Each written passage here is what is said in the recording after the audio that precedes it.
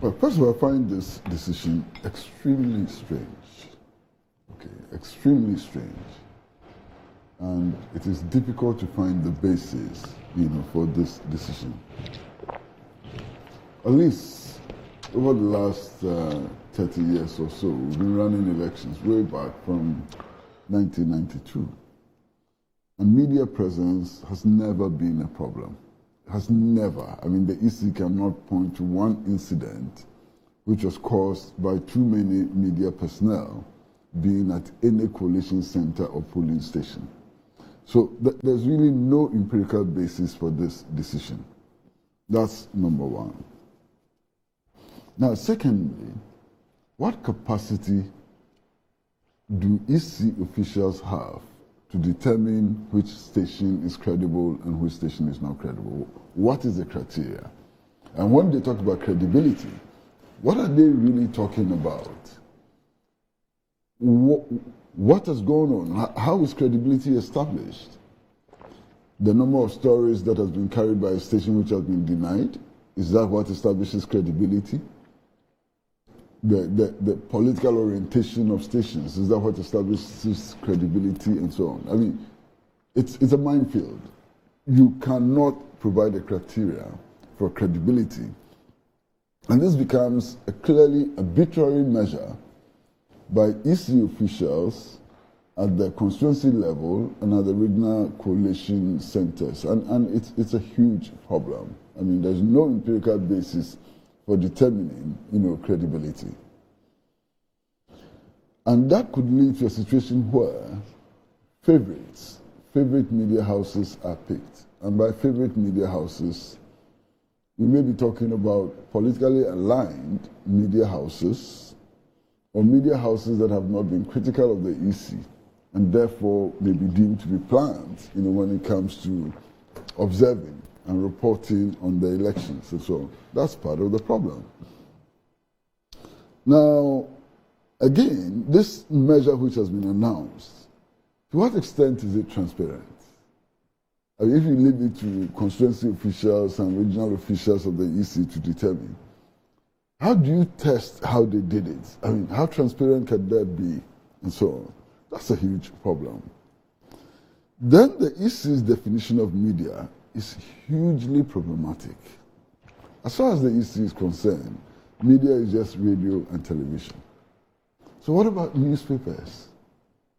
And indeed, a lot of us, many people, including even the radio and television stations, usually get their raw material, from the Ghana News Agency and from daily newspapers like the Graphic and the Ghanaian Times. By this directive, the Ghanaian Times, Daily Graphic, and Ghana News Agency are excluded from getting accreditation to these centers. That's strange, hugely strange. There's no news network which is so broadly spread across the country, more than the Ghana News Agency. So how would you eliminate the Ghana News Agency? And then, of course, there's the online media. So by this directive, an online media like Ghana Web is excluded from covering the elections. I mean, strange. What is the basis of this? I mean, space has never been a problem. Why is space going to be a problem in this election? Is there something new that we don't know? In any case, from my own practical experience, no media house deploys personnel across the country to every polling station and so on. Usually, what media houses do is to mark out potential trouble spots and focus attention there. And whilst the elections are going on, we keep monitoring, and then we find out areas of interest to the public, and we move there, So this is a very strange directive. Now, what is the consequence of this directive going to be?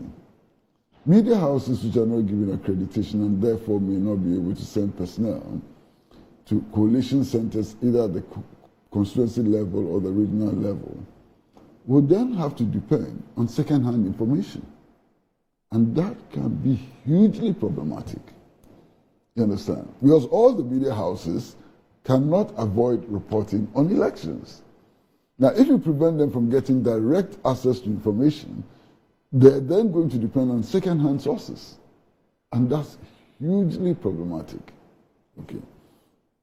So, as far as I'm concerned, even though the Commission claims that this was done in their wisdom, it does suggest that there could be something substantially wrong with that wisdom. Because that wisdom really is not going to work to the benefit of the Commission, to the benefit of the Ghanaian public, and all the other institutions.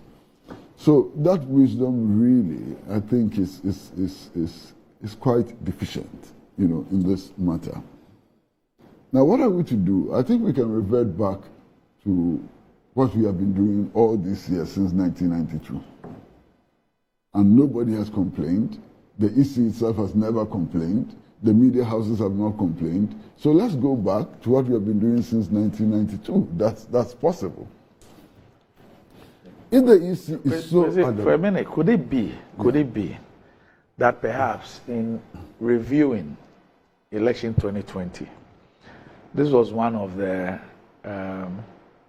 things that the EC flagged at their collation centers, and they therefore thought that there was a need to streamline or sanitize the situation? Because like I told you, every time we keep having an increasing number, and I'm not even referring to a lot of the online TV stations that have come up, that have become very popular, the blogging and all. That's not even what I'm referring to. But in terms of those who have even been issued with licenses, of quite a huge number, especially radio. Yeah, if that is the case, they should tell us. And they should give us concrete evidence of the problems which media presence has caused. As far as I can remember, it has never been a problem. And if it really was an issue, or it was a concern that the EC thought needed some strategy on, I would have thought. Well, I do not possess the wisdom that they have, so let me be humble about it. I'd have thought that perhaps engaging, say, the GJ, Print Pack, Giba, to say that, look, and here I'm playing the devil's advocate, say that, look, after reviewing 2020, this is what came up, and we think that we need to sanitize the situation. So how do we go about it? But, I think that, in their view, they possess enough wisdom that to go out and engage people. That is only possible with an electoral commission which believes that stakeholders have a role to play in the decisions that they make. If you have an electoral commission which says that it is so independent that it is not answerable to even constitutional institutions, this is what you get. It is an attitude which has become very, very clear. You have an electoral commission who says that, in spite of the fact that it exercises its mandate, on behalf of the people of Ghana, nobody can question it. Nobody can tell it what to do and so on. That attitude is what has led to this. Okay. Now I'm saying that we could still find remedies, and one of the remedies is to go back to what we have always done, which has never caused any problem. Nobody has complained that the system of accreditation since 1992 has been bad. So we go back to that. On the other hand, if this independent or super independent electoral commission believes that it can do whatever it wants and get away with it and so on, one of the things it may want to consider will be balloting. Balloting. We only have enough space for 20.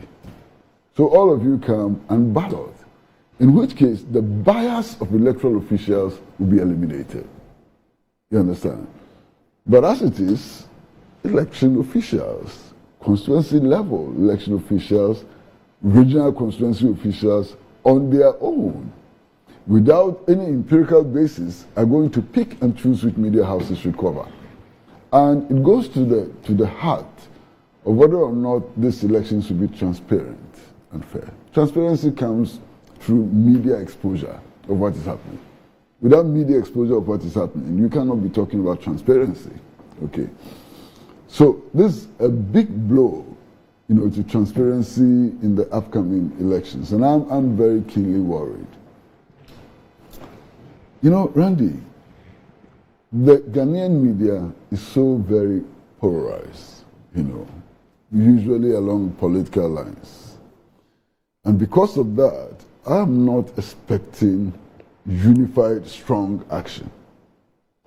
But if the Ghanaian media was really organized, their organizations were organized along purely professional lines, one of the measures we could take would be, okay, take your elections.